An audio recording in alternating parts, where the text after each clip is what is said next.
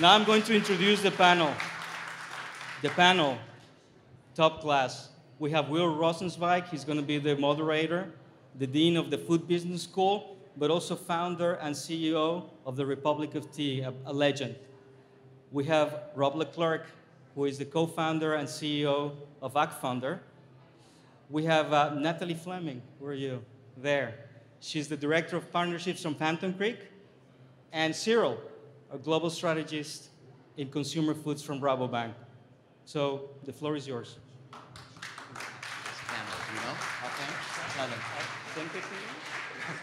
Okay. All right, thank you. There's a few seats up here if people want to come up.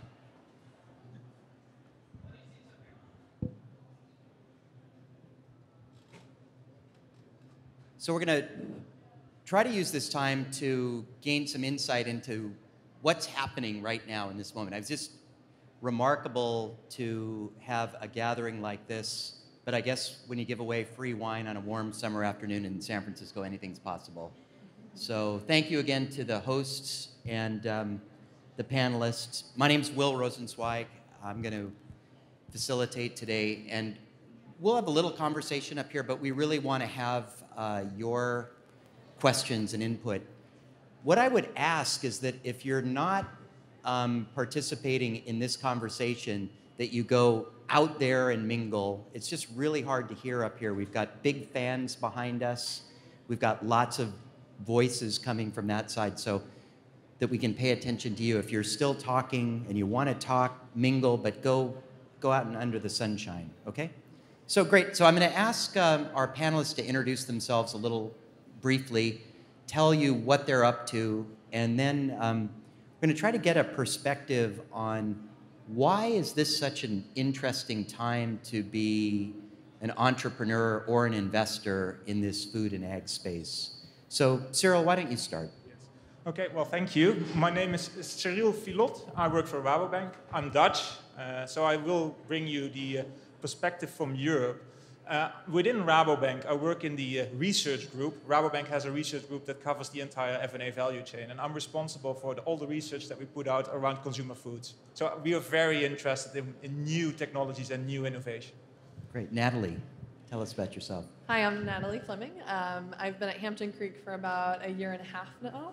For those of you who aren't familiar with Hampton Creek, we're just focused on efficiently screening through the world's plants, finding better ingredients to make food that's healthier and more affordable and better for the earth. So it's a great time for us because we really are able to bring together the worlds of tech and food. It's the market's hot for it right now. It's been great for us. And Rob. Hi, my name is Rob Leclerc. I'm the CEO and co-founder of AgFunder. AgFunder is an investment platform for investors who want to invest in the food and agriculture space. Whether you're a VC, family office, individual investor, we try to surface these opportunities to make it an investable space for you. Fantastic. So let's just get a show of hands in the audience. How many people have been in the food industry for 10 years or more? Okay. Keep your arms up for a second. How many 5 years or more? Okay, 3 years or more? And who's new to the food industry? Who's here for the first time? Who's trying to get into the food industry? When I say food, we're going to speak food. We're going to use that four-letter word to stand for food, beverage, and agriculture in broadest terms today, okay? So we've got an entrepreneur. We've got a leader in an entrepreneurial company that's one of the most recognized, and then we have one of the world's largest banks and their research. So Cyrille, what's happening now? What is unique about this moment in time in terms of the capital markets, the interest in food, and really the sector specifics in big food? What's happening? So, well, I found it very interesting, the show of hands here, because many people are new to the industry, which shows that there's a lot of momentum around the change that we're seeing in food and agri, whether that is related to feeding the world or coming up with new ideas. There's just a lot of momentum there. The reason, well, what's happening with big food, you asked, that's an interesting one as well. And if I may use an anecdote to do that. I presented at a conference recently, which was hosted by Cambridge University in the UK. And attending there was big food, big packaging, and big equipment, and mostly R&D people. And what I found interesting is that they understand all of you. They know that you are out here, but they don't know what to do. So that's where the opportunity actually lies, because out here there's ideas, there's innovation, and for the first time perhaps, well, ever, there's money. There's money available to invest into new ideas in food and ag. So Natalie, you're part of a hot startup. I mean, Hampton Creek's really made a mark in the world and brought together really the disciplines of biotech, some of the principles of, and consumer packaged goods, and you're kind of a tech startup here at South of Market. So what's that like? And you've also kind of run into big food recently in more ways than one. So you want to talk a little bit about that and being a disruptive force? Yeah, absolutely. I think so. We have the technology of a tech company and the drive of a tech company to move really fast and to innovate. And yes, like you said, bring together a lot of disciplines. We have food scientists that work on the bench right next to biochemists, right next to culinary chefs. And I think that's part of our secret sauce is we're able to use that technology and also bring the arts into it to create food products that match consumer demand for what people are looking for. And we're able to make not only our own consumer goods, the brand Just Mayo that you see on the shelves of Whole Foods and Walmart, but also ingredients for other companies, which has been really big for us lately. So historically, Big Food has optimized supply chains from source through processing, through distribution, and onto the shelf, and they've looked at where they can shave pennies at every point, where they can find efficiencies in palm oil and other core ingredients, and they sort of some of them lost their touch with where the consumer's going. I think you're exactly right. They're very much focused on the current brands that they have and the production efficiency as the main drivers to develop their business. And so at Hampton Creek, it's so interesting to bring this cross-disciplinary innovation to bear, and it seems like it's working. So Rob, you're sort of exploiting new laws in the securities world and democratizing access to new investments. So talk a little bit about AgFunder and its focus and where you're taking it. Sure. So we take a very broad look at agriculture. We sort of see this as the entire value chain. So you've got everything from sort of seed input right to what sort of shows up at your table. So we look at Hampton Creek as an ag tech company. I think we actually interviewed them, did a video interview with them on AgFunder News about 2 years ago. And so we've helped companies raise about $16.5 million since February of 2014. And we think this asset class or this area is just super exciting for a number of reasons. One, there's been a major change in an appreciation about food. And so from the consumer side, people are looking for more transparency. They're looking behind the large big food, and they're able to connect with small companies, maybe not so small anymore, but they were maybe about a year ago. And there's so much information out there that they can access through the internet, and we're trying to also surface that and make investors aware about the opportunities that they have to help change our food system. We need to feed nearly 10 billion people by 2050. The middle class is going to nearly triple between 2010 and 2030. We're going to need to nearly double food production. We need to do agriculture in a fundamentally better way. Companies like Hampton Creek are very much changing that. So how does this fit with, there's this real rush of intensity into this field, but it feels like, at least like from my perspective, it takes about 15 years to become an overnight success in the food business. It's a long haul. I mean, and the challenges you're talking about, these are generational. I mean, the health issues around diabetes, obesity, cardiovascular disease, transforming supply chains to be sustainable and regenerative. How do you mesh this tension between the desire to be participating in things that are going to grow fast, generate returns, with the kind of social and environmental commitment that is truly long-term and has a lot of foresight and patience. Sure. I mean, I think the traditional model has been, yes, food and agriculture, they're slow industries, but as Hampton Creek is showing, it doesn't have to be a slow industry. What makes it slow is when you have just a few gatekeepers. And when you have a transparent process by which to invest and access and discover new products, those products can surface very, very quickly, and people can really galvanize around them. So, and the transparency, I think, is what's helpful in ensuring that the values of the customer match the values of the companies that they're purchasing from. So, Natalie, if you had any tips for people that wanted to participate either in starting or being part of an early stage, innovative, disruptive company in the food space, what would be your recommendations? What are the skills that you think come in handy or that are very useful to making Hampton Creek a success? I think one of them is one of our values at Hampton Creek that I think is shared by a lot of other fast-growing startups, which is guerrilla. And to us, guerrilla means you're hungry, you're a fighter, you're not taking no for an answer, and you're willing, you believe in something so much that you're willing to go to bat for it and just work your butt off to make it happen. I know that's not a skill necessarily, it's not a hard skill, but that's what we look for, and I think that's what most look for. So are you seeing, Cyrille, any migration in the capital markets with different sort of sectors investing in food? Do you see people, new investors or new banks or new participants that you didn't see a few years ago? So new banks, perhaps not necessarily, but venture capital. I think venture capital is one area that wasn't here 5 to 10 years ago, and they've all come into this sector because of the drivers that are out there, the rapidly changing consumer behavior, the interest in feeding the world. There's an opportunity there, so that opportunity is definitely being pursued. What's on your mind out here in the audience? Does everybody have a question throughout?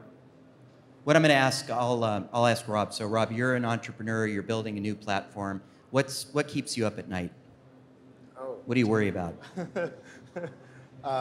Making sure everyone's paid that I work with, but yeah. So okay. I don't worry about the kinds of problems that Hampton Creek worries about. But certainly, I mean, one of the big challenges that we have is just communicating our message. This is a very new message that food and agriculture is important. I remember about 2 years ago when I would tell people about what we were doing with AgFunder, at a cocktail party, you'd see the blood rush from people's face, and they'd be looking at themselves and going, why me? Why am I stuck talking to this guy? And it's been a very different atmosphere today where people start to get it. They start to understand the importance and the excitement around what's going on. Who's got a question or anyone? Don't be shy. Who's got a question? There's one back there. Thanks. Stand up, introduce yourself. Mike Falter here, Rabobank in San Francisco. It's a question for the panel. Maybe a couple of examples of big companies in food today that you think are moving fast and are taking advantage of some of these opportunities. I can start. I think a lot of our partners fall in that bucket. So the one at the top of my mind is the Compass Group. It's the largest food service company in the world. They serve 4 billion meals a year. And now if you're a customer of the Compass Group and you use mayo for anything, you're using just mayo. You're not using Hellmann's, you're not using Best Foods. You're using a product that's better for the environment, better for your health, and happens to be a little bit more affordable. And if a company of that size can make a change like that for the better, I think that's just an incredible example of all of the other opportunities that exist out there. I think in that same vein, Revolution Foods is one to keep an eye on. That's a company that actually started about 8 years ago in my social entrepreneurship class at UC Berkeley. 2 young women with a vision to get healthy meals into schools, and now 9 years later, they're serving about 1.5 million meals a week in 7 states and 15 different major markets. So they've really made a dent, and They've erected a lot of barriers to entry by having a very clean and efficient supply chain and an amazing product offering that children and their families just love to eat. Any other examples? If I may, I would like to tackle that question somewhat differently, and that is where the opportunity lies and where we see just the tiniest bit of change happening, which could be actually helping many of you going forward, and that is food retail. Because especially in Europe, food retail is under enormous pressure. And just Google Tesco, read the story, see how they had to write down 7 billion. That's enormous. And some of the food retailers are really now understanding that they need to change, so that they have offering more and differentiated products that really are playing into the consumer mindset. So we see the first examples of change there. It's slow, but that could be the next area where we see more interest in this space.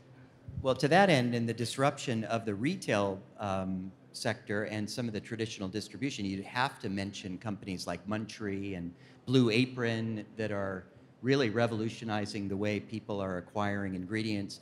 Another company that comes to mind is one I've been involved with called Yumly, which is a discovery platform that now links your food interests and fetishes to a shopping list, which links to a transaction platform, which actually gets you all the way from discovering new recipes to having the products delivered to your home. So there's many. They take a while to get to a point where they can scale up. And I think, Rob, you mentioned something earlier that was interesting, was this confluence of sort of traditional capital, venture capital, and now impact capital coming into this space. Do you want to describe what that is from your perspective? Or? Yeah, so maybe I'll just sort of give you one example of a company that we've worked with. It was a company called Aware. They were sort of the, we'll call it the Climate Corp for the rest of the world. Climate Corp was bought by Monsanto for last year, or 2 years ago for about $1 billion. And what Aware does is they create climate prediction models that allow farmers to understand whether they should be planting today, tomorrow, whether they should be harvesting today or tomorrow. And what Aware does particularly is they work in emerging markets where Climate Corp handles the 5,000 acre farmer in Iowa. There could be a farmer in places like Tanzania. And so one of the things that they're able to do is really address food across, from an impact perspective, to hundreds of millions of farmers around the world.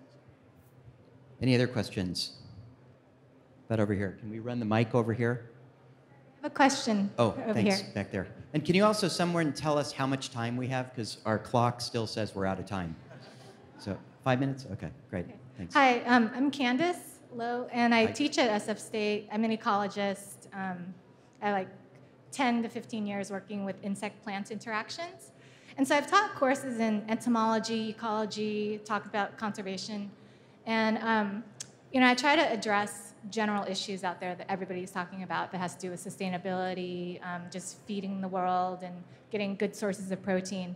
And one topic that I bring up that I don't hear much about in the US is eating insects. And a lot of the innovations that people talk about in the industry, and I'm not even in the industry except telling my students to eat insects, right? That basically it just seems like a cultural issue that we're not eating insects. And my general impression is that innovations are about how to manipulate the same foods that we have, but not exploring new paths like eating insects. It's a great point. I mean, last week, the Harvard School of Public Health and the Culinary Institute of America hosted a conference called Menus of Change. And this is focused entirely on moving the world's largest purveyors in food service to healthier and more sustainable meals. And everything, the star of the show is about protein and moving to plant protein. And then I think once we get plant protein to a point where it's integrated, then I think insect protein is kind of a natural step.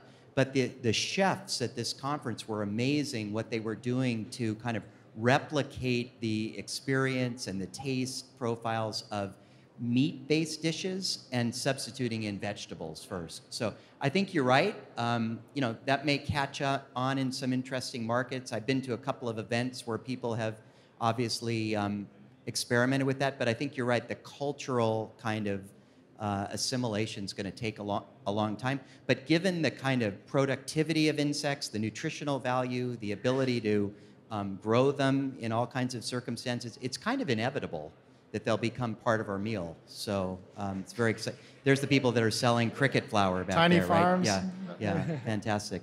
So, you know, again, maybe to that point, this is all about timing. You know, so entrepreneurs go out and pave new paths and see the future, and investors try to time it so that they put their money in it at the point where they're going to get a return. So I think that's the big question that's on the table, is how quickly will each of these opportunities mature? Something like that, as an entrepreneur, I always look and see, is there a precedent somewhere else in the world? Has there been a cultural adoption of a practice? And then if so, it's more likely to be, taken up. Just one comment on that.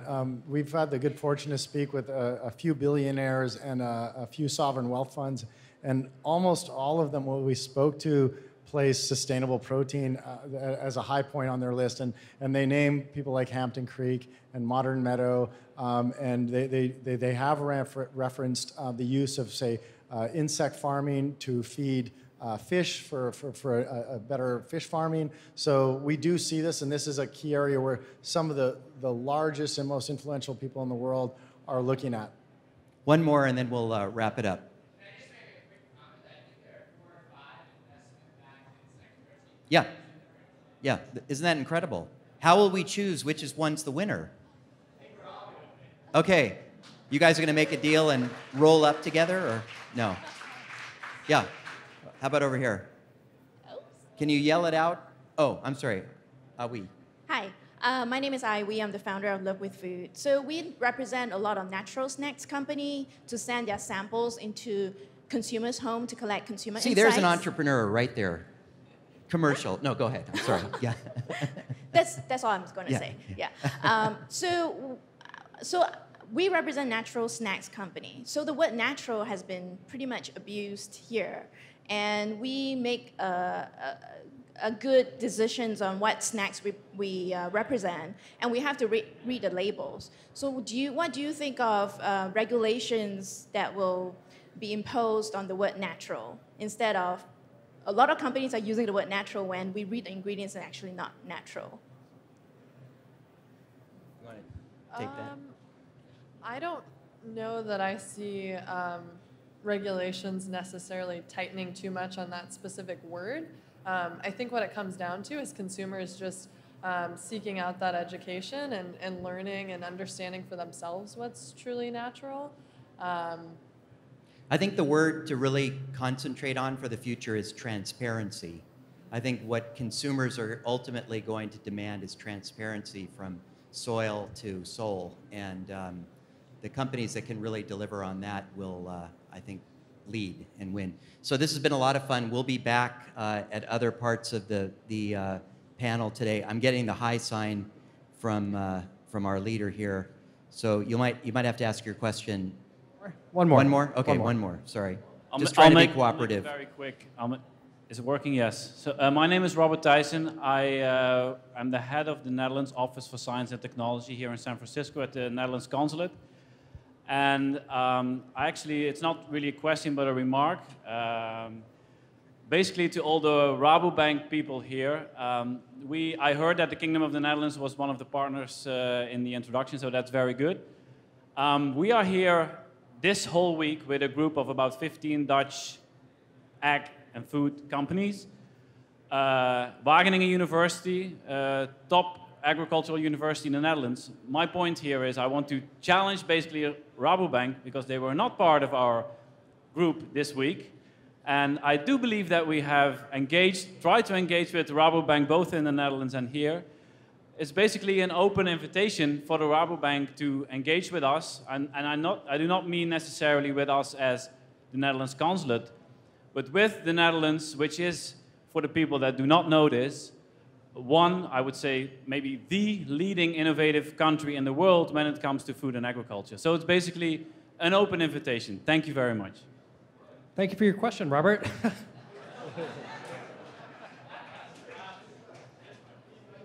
one more. For real, is it a question? All right. Hi, I'm Peter. I'm from the Netherlands, actually. I work for an agriculture and horticulture organization, so we represent about 9,000 farmers. We actually founded the Rabobank back in the day. But my question is, the consumer is changing in America, but what about the farming system? Because what if the consumer change, that can be done over a year, over 2 years, whatever, but then the entire corn belt, what's happening there? What's happening to the entire food producing system? How can farmers cope with the change? And are you actually looking at that? And is anyone looking at that, or anyone interested in that? So I might be best prepared to answer that. So we work with a lot of agriculture technology companies that are responding very quickly to what's going on from the consumer level. If we have a lot of transparency, farmers are going to be able to respond to what the market is asking for them. So for instance, just organic, whether you believe in it or not, or think it's a valuable system, customers and consumers are looking at the space, and the market is adapting very quickly. So I think there's a lot of agriculture technology that's being developed that will make the system much, much more sustainable. It's actually a good point, just to piggyback off of that. The demand for organic as an attribute right now is actually double what the supply is. So it's a great point. Like we're not growing enough natural, organic, non-GMO food to feed all the customers that want it. I do have to say, part of that problem is a lack of investment in the space. I think what's interesting too is just the robustness of local food systems now. And if you look at the way Whole Foods is organized, in the US perspective, but the way Whole Foods has organized themselves really is almost 12 or 14 separate, enterprises now. It's very challenging for a young food company or a small food company to sell in. It's complex and inefficient. But the way they've organized themselves is to bet on that the local food shed is going to become integral to their own success in the future. So I think that's a signal to watch. Okay, we could go on forever. This has been a lot of fun. We've got to bring on the entrepreneurs. Thanks very much for having us today. Thank you very much, everybody. Can I just get the best selfie that we can get here? Yeah, do it. Everyone in? Okay, 1, 2, 3. Okay, thank you. Awesome. Nice work, Rob. Okay, that was an all-star panel if there ever was one.